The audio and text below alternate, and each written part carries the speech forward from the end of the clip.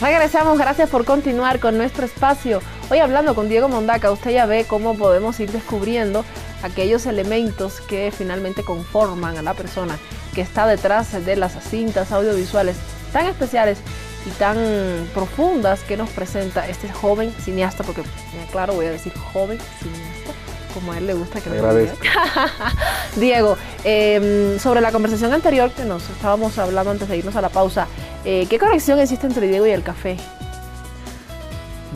Siempre he visto a mi padre tomar café, a mi madre tomar café. En casa es como una regla, ¿no? Después de la comida, el cafecito. Yo no era tan apegado al café hasta que creo que comencé a extrañar casa también, ¿no? Cuando comencé a viajar, cuando estaba afuera. Y bueno, mi primer gran viaje, el más largo tiempo, el primer gran tiempo que estaba lejos de casa ha sido Cuba. Y Cuba tiene una tradición pues exquisita en el café. Y me dediqué a mezclar cafés, juntar gente, tomar café. Un tiempo en la escuela, en mi cuarto donde yo estudiaba, ya era un clásico subir al cuarto del Diego a tomar el café. Entonces tomábamos. Ya era parte de la rutina de Diego. ¿No? Qué bien que caes en el tema de tu visita a Cuba. Cuéntame cómo decides. Me decías que habías pasado de la biología al cine, pero no me has contado qué elemento específico fue el que te dijo tienes que dedicarte a hablar con una cámara. No sé, mira, estaba en un momento, como te decía, de tener que tomar decisiones, ¿no? Es lo mejor de un momento crítico que te fuerza a tomar decisiones. Y en ese momento también aparece gente que tú tienes que escuchar. Me tocó a mí, yo escribía para una revista de Madrid y me pidieron desde redacción que tenga una entrevista con Sanginés, con Jorge Sanginés. Hasta ese momento yo no conocía a Jorge personalmente, conocía sus películas medianamente también, y bueno, cuando me dijeron tuve que estudiarlo, ver la manera de ver algunas películas, que era un poco complicado verlas, pero sí tenía el recuerdo de algunas que me había llevado mi padre a verlas, ¿no? Mi madre y mi padre. Entonces tenía algunos fragmentos, alguna idea, pero yo no soy una persona que consume tampoco mucho cine, ni antes consumía mucho cine, ni ahora. Y lo que dice, bueno, voy a leer sus libros, voy a más o menos a sopesar las cosas y voy a la entrevista.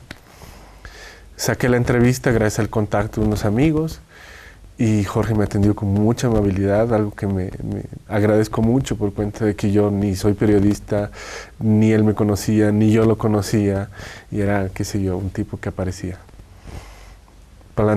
Acordé como 15 minutos de conversación, que al final fueron casi cerca de una hora, donde pues yo exploraba otras cosas, ¿no? Sus motivaciones antes de, qué sé yo, centrarme en el plano, o cosas técnicas, cosas que un poco son ya banales. Y al final de la conversación, el Jorge, cuando me estaba despidiendo de la casa, me dice, Diego, ¿por qué no haces cine? Yo no tenía la más mínima intención de hacer cine, ciertamente. Y yo le dije a Jorge, no, o sea, no, yo no pienso eso, no me interesa. Y si algo me interesa, posiblemente sea el documental, porque de alguna manera yo entendía el documental como algo que me va a dar cuenta de la vida, ¿no? De cómo es la vida y la realidad, y etcétera. Cosa que ahora es refutable, o yo por lo menos lo refuto. Y me picó la curiosidad, entonces yo comencé a pensar, ¿por qué no? ¿Por qué no hacer? Lo mismo que había pasado en casa con el papá y el hermano. Sí. ¿No? El mismo principio. Claro. Y comencé a ver más documentales, comencé a inquietarme, volví donde Jorge, le dije, a ver Jorge, ¿qué me recomiendas ver? Dame me dio 3 películas, entre ellas una cubana de Sara Gómez. A ver, cuéntame, ¿cuáles fueron las 3 películas? Fue El abuelo Cheno, de Rulfo, Sara Gómez, un documental de Sara Gómez, y La primera carga al machete, o La carga al machete. La primera carga al machete, ¿no es cierto? Esas 3. Vi esas 3 películas que me fascinaron desde cada abordaje. Que no son películas en realidad. Son documentales, son ficcionales. Por ¿no? ahí. Bueno, El abuelo Cheno es un documental, sí, pero muy en un mundo, muy en un universo que es una ficción, ¿no? Claro. Sara Gómez, me impresionó el coraje de Sara Gómez al afrontar una realidad también. Y La carga al machete, aparte de ese periodo histórico cubano, que de hecho yo no conocía hasta ese tiempo, la estética la fuerza de esa película estéticamente. Ahora la razono muy bien, antes era así, ay, qué bueno, ¿no? Qué bueno está esto, nada más. O qué bonito el abuelo Cheno, etc. Pero me motivaron mucho y dije, ya, entonces comencé a analizar 3 cosas que a mí me gustan mucho, es leer mucho, conocer gente y viajar. Entonces, uniste tus 3 deseos dije, bueno, en uno solo. Sí, dije, bueno, hacer cine me puede dar esa chance, tengo que investigar, tengo que hablar con mucha gente, tengo que informar mucho y me da chance de viajar. Apliqué a la Escuela de Cuba, vencí el examen y de pronto ya estaba en Cuba. Escuela San Antonio de los Baños. Exactamente. Me imagino que las experiencias en la Escuela de San Antonio de los Baños deben haber sido muchísimas. Sí, sí. Tendríamos que tener 2 programas, creo, para hablar sobre la experiencia, Sí. porque es una etapa bien importante para Muy cualquier muy ser intensa, humano, sí. ¿verdad? Bien intensa. Pero algo que quisieras resaltar, por encima de todo, que te haya dejado en tu formación como profesional y como ser humano tu paso por esta escuela. Mira, yo no creo que haya sido solamente la escuela, ha sido Cuba. Y ha sido también la edad o el momento en el que yo estaba, ¿no? Era un momento así que yo había consumido, digamos, mucha información, había adquirido mucho conocimiento, pero no sabía dónde ponerlo. Entonces, eso es una escuela también, ¿no? Guiarte en esos sentidos. Y los profesores, los maestros, la gente que yo he conocido, más allá de que seamos grandes cineastas, grandes técnicos, grandes en su área, eran personas muy generosas, que te enseñaban detalles que son la vida, que no es el sonido, que no es la cámara, que no es dirigir, etcétera, que son detalles que son la vida, ¿no? Y ahí aprendí, obviamente, con esa intensidad que es Cuba, que es la Escuela de Cuba, una isla dentro de una isla, siempre decimos, a conocerme a mí. O sea, yo estaba pasando por un abanico de humores y de sentimientos, desde lo más oscuro hasta lo más luminoso en un espacio como ese. Cuba me dio la posibilidad, el acceso, esto ha sido así, el acceso a una cultura que yo no podía consumirla acá. Literatura, música, teatro, etc. Yo he podido asistir hasta, bueno, al teatro, al Ballet Nacional de Cuba, poder asistir a conciertos maravillosos de música clásica. Cosas que uno agradece porque sabemos que no las tenemos aquí o que poco a poco recién están comenzando a llegar o comenzando a surgir, a generarse. Y también me dio la posibilidad de estar en un ambiente con una energía tan fuerte, un cúmulo de gente joven con una misma intención, ¿no? Entonces, la experiencia de vida, he vivido un periodo muy intenso. Yo creo que ahí es la gran base de mi formación como persona, he capitalizado mucho mi conocimiento ahí, y de ahí ha surgido obviamente otro periodo que es el que hasta ahora más o menos estoy viviendo. Continúas viviendo. ¿En qué te especializaste? ¿Dirección? En cine documental. Cine documental. Sí. ¿Dirección? Dirección de cine documental. Perfecto. Sales de acá, sales de Cuba, sales de la isla dentro de la isla, y llegas a Bolivia. No. ¿A dónde llegaste? Te has desviado. Sí, yo de Cuba comencé una errancia que hasta el día de hoy creo que continúo. Yo me fui a vivir a México. A México. En México pasé un periodo muy lindo, muy intenso también, y era muy chocante por cuanto venía de Cuba, de un ambiente tan chico, de la escuela. En todos los aspectos era chocante, sí. No te entiendo. Y de ahí me fui directo a México DF, que es ya una vorágine del consumo, la gente, la demasiada gente, ¿no? Todo tiempo, toda hora, que era para mí extraño. Viniendo de Bolivia, después Cuba y después México. Después de México me fui a Alemania, que tenía una beca de un posgrado que se hizo en cine documental. De ahí bajé a Bolivia, volví a Bolivia, que es cuando filmamos Ciudadela.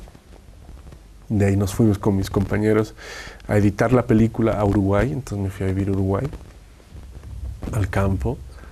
De ahí regresé. Muchos espacios, en todo lugar donde yo iba, tenía que hablar de mi país. O sea, no solamente de mi trabajo, sino de mi país. Y eso me gustaba mucho.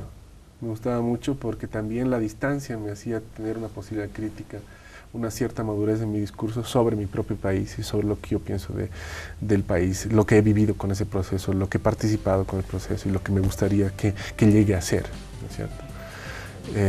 y lo que me gustaría aportar desde donde estoy. Y eso a mí me gustó mucho, y me gustó mucho ver también que desde afuera, contrastar las realidades, contrastar mis mundos, y también ver y sentir que el boliviano ahora tiene una dignidad mayor, tiene una posibilidad de ser, ya podemos ser muy orgullosos, creo yo, de decir, sí, yo soy boliviano, y hablar con orgullo, y hablar con solidez sobre tu país, sobre sus demandas, sobre sus procesos, etcétera. Eso es importantísimo. Sí, sí. Has hablado de un elemento que realmente rescata, ¿no?, lo que podemos sentir, lo que podemos ser luego de un proceso histórico, claro, sin dejar fuera el proceso histórico que hubo antes. Claro, que también marcó, totalmente, ¿no? es parte, ¿no? Yo crecí en un periodo neoliberal, si quieres, ¿no?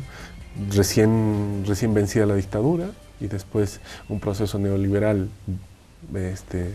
muy lesivo, y ahora un proceso que nos podemos reconocer en ciertos puntos, muchos de nosotros. Y claro, contrastar esta realidad con la realidad de otros países, la realidad de otra gente, íntimamente, amigos, familia, etcétera, claro que te llega una madurez, ¿no? El contraste, y también darte cuenta que afuera no es una taza de leche tampoco. No lo es. Y aquí en tu país hay ciertos códigos y ciertos niveles de identificación que te hacen ser. Y es lo que yo valoro más, y quizás eso sea la razón principal por la que yo mantengo muy firme mi pie en Bolivia, ¿no? Efectivamente. Quisiera hablar sobre tu concepto de documental. Antes de hablar ya de tus filmes, ¿no?, y de cómo pretendes seguir avanzando en el camino de tu carrera, porque estoy convencida que no te vas a quedar ahí donde estás, debes estar gestando cosas, debes tener varios cristales, varias ventanas, ¿no?, llenas de ideas. ¿Cuál es tu concepto del documental? No sé si tengo un concepto, tengo una idea sobre lo que puede ser el documental. Para mí el documental en principio no es la realidad.